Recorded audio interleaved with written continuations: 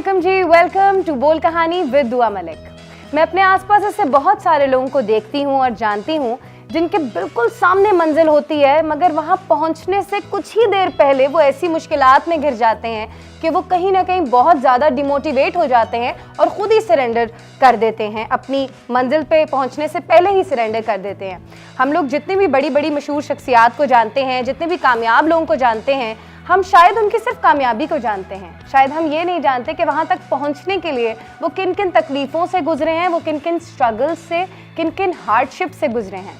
आज मेरे साथ हैं मेरे बहुत प्यारे दोस्त, हमारे पाकिस्तान का, हमारी क्रिकेट टीम का बहुत बड़ा नाम उसामा मीर। और जब मेरी और उसामा की शो से पहले बात हो रही थी तो उसामा को ये जो कॉन्सेप्ट है ना, ये बड़ा अच्छा लगा था और बड़े अच्छे दिल और नीयत के साथ ये हमारे साथ आया, बिकॉज़ उन लोगों को मोटिवेट करने के लिए जो अपनी मंजिल पे पहुंचने से पहले कहीं ना कहीं खुद हालात से डर जाते हैं या खौफजदा हो जाते हैं।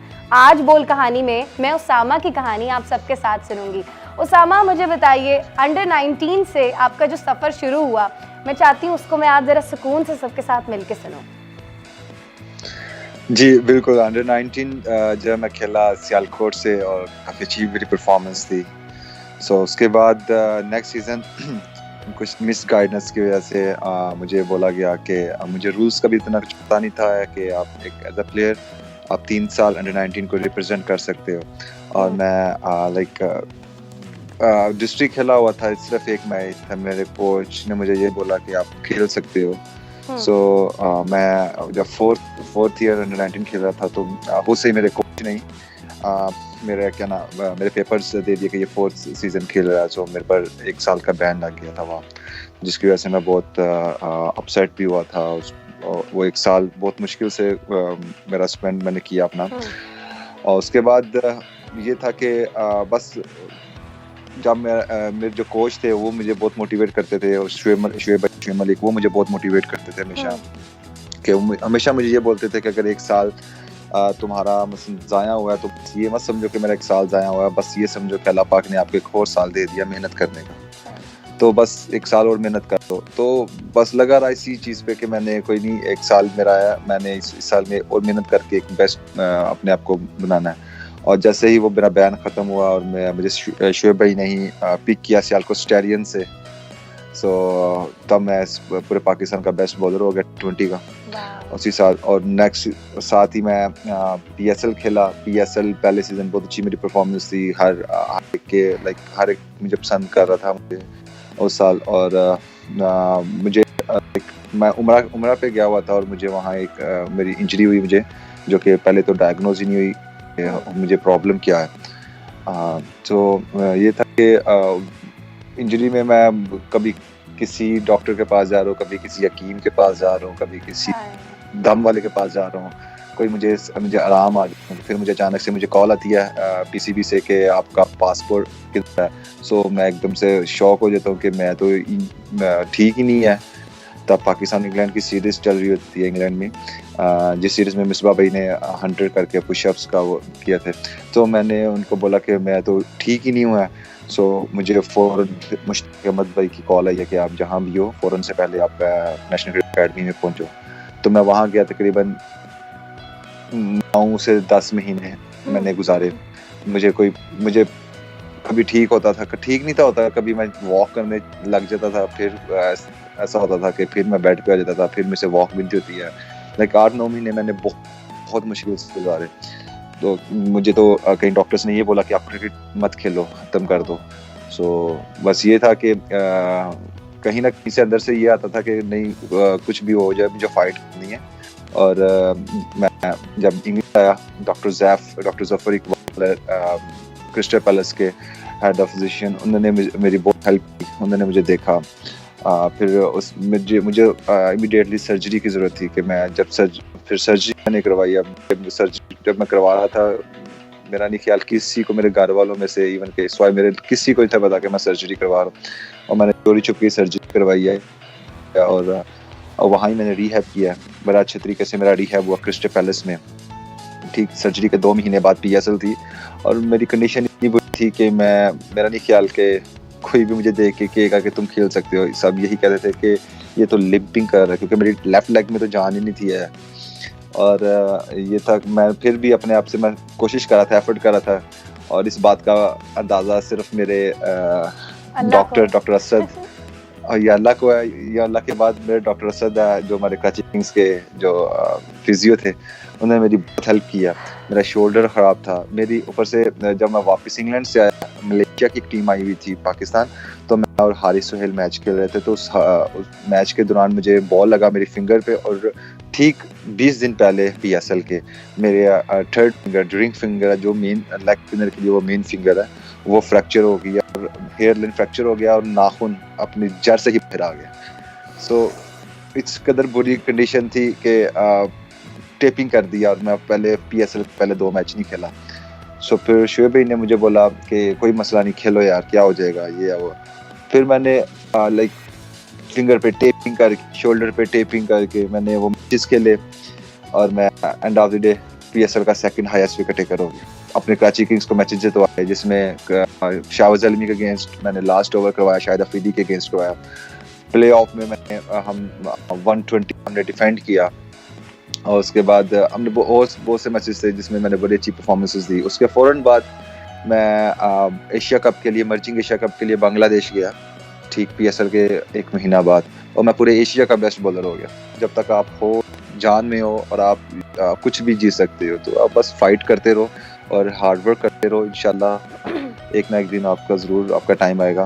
پھر اس کے بعد میری جب میں کھیلا, مجھ سے لوگ ابھی بھی مجھے بہت زیادہ میری پرفارمنسز کے بارے میں ویسے بھی بہت سی مجھے کرتے ہیں, اور مجھے ان کا برا نہیں لگتا ہے, مجھے بڑا وہ چیزیں مجھے موٹیویٹ بھی کرتی ہیں, کیونکہ مجھے پتا ہے کہ میں نے اپنی سرجری کے 2 سال 2.5 سال تک کرکٹ کیسے کھیلی ہے.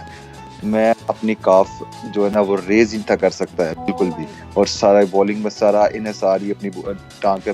میری ڈاکٹرز کا یہ کہنا تھا کہ اگر میری نرو کمپریس ہو چکی تھی, کہ اگر اللہ نہ کرے تھوڑی سی دیر بھی ہوتی تو میں شاید اپنی ٹانگ سے بھی جاتا, مثلا یہ ٹانگ ہی معذور ہو جاتی شاید, مثلا اس نوعیت تک آ گئی تھی بات. اور اب لوگوں نے مجھے بڑا بات کی, لیکن مجھے پتا ہے کہ میں نے کس طریقے سے سروائیو کیا یہ 2.5 سال, اور جس مشکل میں یہ کرکٹ کھیلا ہوں. اور مجھے تو مثلا نیگلز چھوٹے موٹے ہر روز ہی میرا کچھ ہے. پھر میں نے بہت زیادہ ورک آؤٹ کیا, بہت زیادہ محنت کیا, اور جس سے میں اب دوبارہ نارمل ہوا, اب بہتر ہوا, اور پھر دوبارہ کھیل رہا ہوں. اور اب بس ایک اچھے موقع کی تلاش میں ہوں کہ جہاں میں اپنے آپ اور شو کروں. اور انشاءاللہ تعالیٰ جو لوگ مجھے کہہ رہے تھے کہ اس کی میری پرفارمنس کی باتیں کر رہے تھے, انشاءاللہ مجھے امید ہے کہ وہی میری پرفارمنس کے بارے میں اور اچھی کے بارے میں بھی اچھا لکھیں گے. اسامہ, یقین کریں کہ میں تو آپ کی یہ سب کچھ سن کے میرا تو اپنا دل دہل گیا, اور میں خود تمہاری ہمت پہ داد دیتی ہوں. میں خود آپ کی ہمت پہ داد دیتی ہوں کہ واقعی خدا شاید واقعی جن کو ان ساری جتنی بڑی تکلیف اتنی بڑی کامیابی, یہ چیز ہم نے ہمیشہ سنی تھی, اور آپ کی کہانی سن کے یہ اس پہ یقین بھی آ رہا ہے. جیسے آپ نے بتایا کہ شعیب ملک جو ہیں انہوں نے آپ کو بہت سپورٹ کیا, حالانکہ وہ سینئر بھی ہیں. اب دیکھیں ہماری مطلب جب نارمل باتیں ہوتی ہیں تو ہر انڈسٹری میں کہا جاتا ہے کہ انڈسٹری کے لوگ آپس میں ایک دوسرے کو کاٹتے ہیں, کوئی آگے بڑھتا ہوا کسی کو نہیں دیکھنا چاہتا, اسپیشلی سینئرز. حالانکہ آپ کی کہانی سنتے ہوئے ہم اس سے بالکل ایک اپوزٹ چیز سن رہے ہیں. شعیب خود بھی ایک بہت پیارا لڑکا ہے, بہت نائس انسان ہے. میرے اپنے 3 سال آپ لوگوں کے ساتھ پی ایس ایل میں ہوسٹ کرتے ہوئے گزرے ہیں, تو میں خود بھی بڑے اچھے طریقے سے جانتی ہوں آپ سب کو. جس طرح آپ کو شعیب ملا آپ کو موٹیویٹ کرنے کے لیے, کیا آپ کو لگتا ہے اسامہ کہ ہر انسان کی زندگی میں ان کے پاس کہیں نہ کہیں کوئی نہ کوئی ہوتا ہے ان کو وہ ہوپ کی مطلب روشنی کی کرن دکھانے کے لیے, جیسے آپ کے پاس شعیب تھے؟ بالکل, ہر انسان کے پاس آئی تھنک کہ کوئی نہ کوئی ہوتا ہے. کبھی وہ کسی بھی صورت میں ہو سکتا ہے, کبھی ایسا ضروری نہیں ہے کہ وہ سینئر پلیئر ہی ہو, ایسا بھی ہو سکتا ہے کہ بھائی ہو سکتا ہے, والد ہو سکتے ہیں, دوست ہو سکتے ہیں جو آپ ان کو موٹیویٹ کرتے ہیں. اور میری گڈ لک یہ تھی کہ مجھے اللہ کی طرف سے یہ بلیسنگ تھی کہ مجھے میرے ارلی اسٹیج پہ مجھے 2 ایسے انسان ملے جنہوں نے مجھے بہت سکھایا. ایک میرے کوچ, اللہ پاک ان کو جنت میں جگہ دے, وہ شعیب بھائی کے بھی کوچ ہیں, انہوں نے مجھے بہت سکھایا. اور پھر ارلی اسٹیج پہ ہی ساتھ ہی مجھے شعیب بھائی ملے جنہوں نے جنہوں نے بہت زیادہ سپورٹ کیا. اور یہ تھا کہ شروع سے ہی ایک تو یہ تھا کہ میرے شروع سے ہی وہ میرے فیوریٹ کرکٹر تھے, اور جیسے ہی میں ان کے ساتھ کھیلنا شروع کیا اور میں بس ان کو جسٹ واچ کر رہا ہوتا تھا کہ وہ کیا کرتے ہیں, مثلاً on the field and off the field وہ ان کی کیا روٹین ہے, وہ کس طریقے سے ان کا ڈسپلن, ان کی کوشش کرتا تھا کہ ان کو کاپی کروں, ان جیسا بننے کی کوشش کروں کہ جس طریقے سے وہ انہوں نے ایک اپنی لائف کو ایک ڈسپلن طریقے سے گزارے ہیں اس طریقے سے چلو. سو یہ چیزیں بہت زیادہ سیکھنے کو ملی. اور وہ کہتے ہیں نا کہ اگر آپ اچھوں میں رہتے ہیں تو آپ اچھے ہی ہو جاتے ہیں.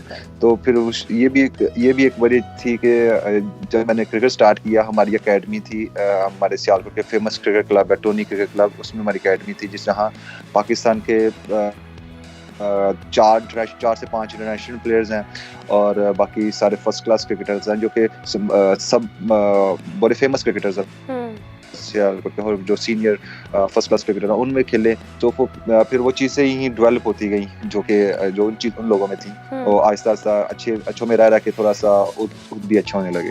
کبھی کبھی زندگی میں ہم سے فیصلہ نہیں لیا جا رہا ہوتا. جیسے اگر میں آپ کا فیصلہ دیکھوں کہ آپ نے کہا کہ میری ٹانگ ہی ضائع ہو جاتی, اس وقت مجھے سب کہہ رہے تھے کہ نہ کھیلو, مگر میں نے فیصلہ لیا کہ مجھے کھیلنا ہے, اور یہ ایک معجزہ ہی مجھے لگ رہا ہے کہ آپ کی ٹانگ بالکل ٹھیک ہو گئی اور آپ کا فٹنس لیول بالکل ٹھیک ہو گیا. اس فیصلے کی ہمت کہاں سے آئی اسامہ, جہاں تک آپ بتا رہے ہیں کہ آپ کی فیملی کو بھی نہیں پتا تھا؟ میرے ساتھ تو کوئی بھی نہیں تھا, لیکن یہ تھا کہ بس جس کے ساتھ کوئی نہیں ہوتا اللہ تو ہوتا اس کے ساتھ. تو بس اسی امید پہ تھا انشاءاللہ کہ میں نے کبھی بھی نا, مثلا مجھے سب کہتے تھے, مجھے یہاں پاکستان میں ڈاکٹرز یہ کہہ رہے تھے, اور مجھے کبھی بھی یہ فیل نہیں تھا ہوا کہ میری کرکٹ ختم ہو جائے گی یہ وہ. ابھی کہ میرے پیرنٹس بہت زیادہ نا پریشان ہو گئے تھے, اور وہ میری ٹینشن لے کے وہ دونوں اتنے ویک ہو گئے کہ میں ان کو دے رہا ہوں کہ مثلا میں اتنی تکلیف میں تھا کہ میں ان کے سامنے نا رو نہیں سکتا ہے. کہ مجھے ڈاکٹر زیف جو تھے وہ مجھے یہی کہہ رہے تھے کہ تم نے اتنی دیر یہ پین برداشت کیسے کی ہے, کہ یہ تو سب سے ورسٹ پین ہے, جو نرو پین ہوتی ہے وہ آپ کی کمپریس ہو چکی تھی, بلڈ سرکولیشن بھی تھا, اور کیسے برداشت کی یہ چیزیں. تو بس اندر ہمت تھی, وہ خود کو مثلا صبر کر رہا تھا اور بس اللہ سے یہی دعا کر رہا تھا. Thank you so much Osama for giving us your time. مجھے امید ہے کہ میرے ساتھ ساتھ آپ سب نے بھی بہت کچھ لرن کیا ہوگا, اور میرے شو کا یہی تو مقصد ہے کہ ہم سب ایک دوسرے کی کہانیوں سے, ایک دوسرے کی اسٹرگل سے, ایک دوسرے کی لرننگ سے لرن کریں. اسامہ نے جتنی باتیں میرے ساتھ کی ان میں سے کچھ باتیں میری تو ذہن نشین ہو گئیں. جیسے کہ اس نے کہا کہ جس کے ساتھ کوئی نہیں ہوتا اس کے ساتھ خدا ہوتا ہے. جیسے کہ اسامہ نے یہ کہا کہ ہارو گے تم صرف تب جب تم خود سے ہار جاؤ گے. یہ جو انرجی ہے, یہ جو امید ہے, یہ جو ایک روشنی ہے, خدا ہم سب میں یہ روشنی بانٹنے کی توفیق دے. مجھے امید ہے کہ آپ کو آج کا ایپیسوڈ بہت پسند آیا ہوگا. نیکسٹ ایپیسوڈ میں آؤں گی بہت ہی انٹرسٹنگ ٹاپک اور بہت ہی انٹرسٹنگ گیسٹ کے ساتھ. Thank you so much for watching بول کہانی ود دعا ملک.